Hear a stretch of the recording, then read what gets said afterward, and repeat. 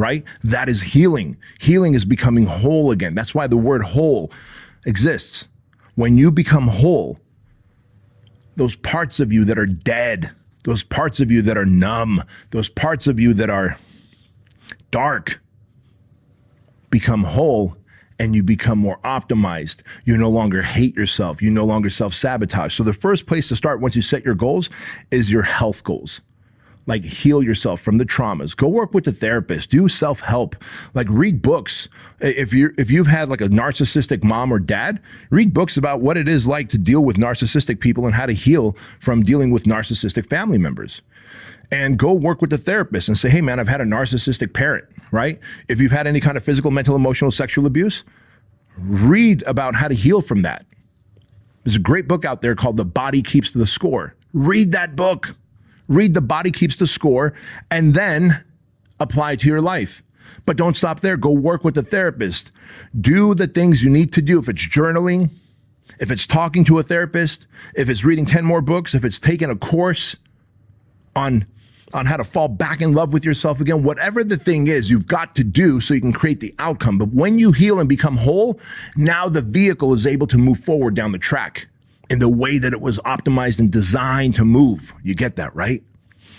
Look, I say this because I fucking love you to pieces. I wish I can say like, just set your goals and start attacking them. But when you set your goals and start attacking them, if you haven't healed yet, you will begin to self-sabotage before you fully reach your goals. So therefore, at the end of 2025, you'll go, dude, 2025 started right. And at some point, everything just fell apart. And I don't know why it fell apart. And I don't know how it fell apart, but it fell apart. And 2025 looks just like 2024. I don't want that for you, man. I want you to have the most monumental 2025 ever. And that means you've got to heal. And that means getting over your addictions and vices. That means starting to fall back in love with yourself. That means forgiving and forgetting. That means no longer walking around this planet being hurt and therefore hurting others and yourself, right? Now, once you've done that, you go to the next step of healing, which is the addition by subtraction. Addition by subtraction is this. What can I remove out of my life to give me more mental, emotional, and time capacity, right? There's mental capacity, there's emotional capacity, and there's time capacity.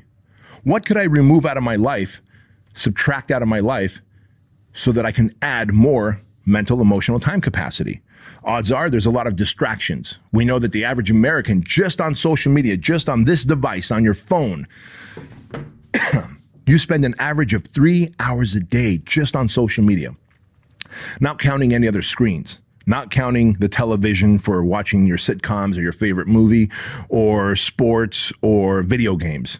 So let's just add another hour to that. If you're spending 4 hours a day on average, why don't you subtract social media out?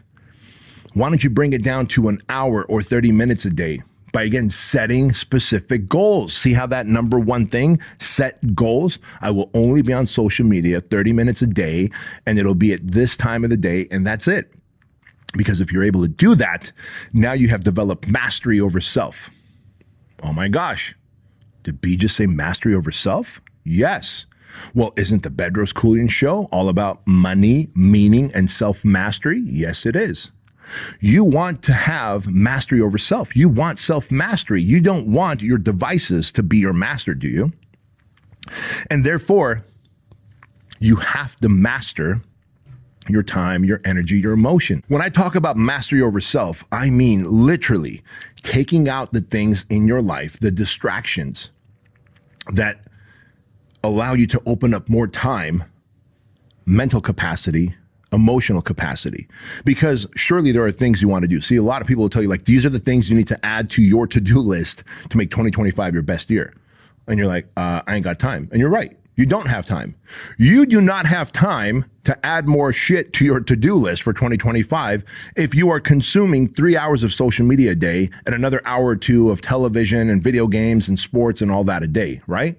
However, if you could subtract social media, television, deadbeat friends and family members. I've always talked about this before. Again, my therapist, Kevin, taught me editing and eliminating relationships. Edit the negative people out of your life. Eliminate the negative people out of your life. Eliminate means get rid of, don't talk to anymore, don't associate. Edit means see them less. Maybe they're family members and you're like, well, look, man, it's my mom and dad, it's my grandparents, it's my siblings. I can't just cut them out for good. All right. Well, can you edit that relationship? Can you see them less? And when you do see them, can you not talk about the things that infuriate you or irritate you or put you back into your trauma body, right? Could you maybe see your parents or your siblings or whoever in an environment where they don't have situational dominance, like their home? You know, I ended up seeing my parents instead of every week, I went to every other week. And instead of talking about the big things that I planned on doing, like, hey, I'm having a big event, giving away a Land Rover. I'm going to fill up 1,500 seats for 3 days at this event. And inevitably, because they couldn't think big enough and they didn't know that I had these big dreams and I had the capacity to be able to fill up seats and give away a Land Rover and still become profitable, they were like scarcity minded. How are you going to do this? What if you can't put people in seats? Isn't the Land Rover going to be expensive? Do you even have the money to do this? And I would get so infuriated. I'm like, oh my God, dude, this is my 8th event that I'm running. This is 8 years in a row that I've been doing this. Like, why would you? And so I get all bent out of shape. And then Kevin's like, dude, you can edit the relationship with them. Don't talk about your events. Don't talk about the things that are going to infuriate you. Maybe don't see them as frequently. And when you do, see them for only a short amount of time and talk about the things that won't infuriate you. So I would talk about their chihuahuas. My parents had a lot of chihuahuas and the vegetables that my dad grows in his garden and his grandkids, right? And my kids and all these things. And then boom, time's up, I'm out. That is a edited relationship. You can edit relationships or you can eliminate relationships, but you have to subtract things that are time killers, energy killers, time wasters, so that you can add the things that you need to, right? You can wake up earlier. You can get better workouts. You can make time for meal prep. You can do all the things you need to do to become the man or woman that you want to become. So addition by subtraction is huge. And I would make a list, like what are all the things that do not serve me and my goals for 2025? And how could I subtract them out of my life, eliminate them out of my life, or at least edit them out of my life, have less exposure to them, right? People, places, things, tasks, obligations. There's so many things that you could subtract so that you can create room and space to add better things into your life. Number 3, as we talked about, which is set measurable goals and then attack them.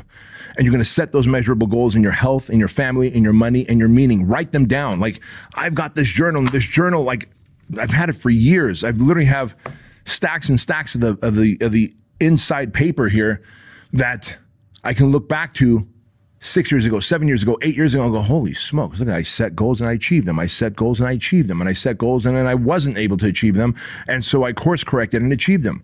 But if you're not writing down your goals, if you're not journaling about them, if you're not keeping track of them, you're not just going to magically one day end up there on December 31st, 2025. It doesn't work that way. And the last thing I want to let you know is like every successful person that I know in terms of like people who have had these like quantum leap years in their life, people that have been able to have awesome years stacked on top of one another, they always choose hard over easy. Like park far away. Like you don't have to be the guy that drives around the parking lot for 55 minutes looking for the closest spot. In 5 minutes, you can go park way over there by Jamba Juice and then walk your ass to the gym across the parking lot. That's okay to do. It's hard, isn't it? It's a little longer walk. That's okay. You're getting your steps in, right? Choose hard over easy. Do tough things, man. Like meal prep. You're like, well, I don't like how, eating clean tastes. You're not doing it for the taste. You're doing it for the outcome. That's the challenge. Can I do this for a period of time to achieve my goal and then start restructuring my meals so that they actually have a little flavor to them? But by this point, I've developed enough discipline and self-love where now I can maintain this beautiful Adonis body that I have, right? Hell yeah. Of course you can. Don't do it for the taste. Do it for the outcome.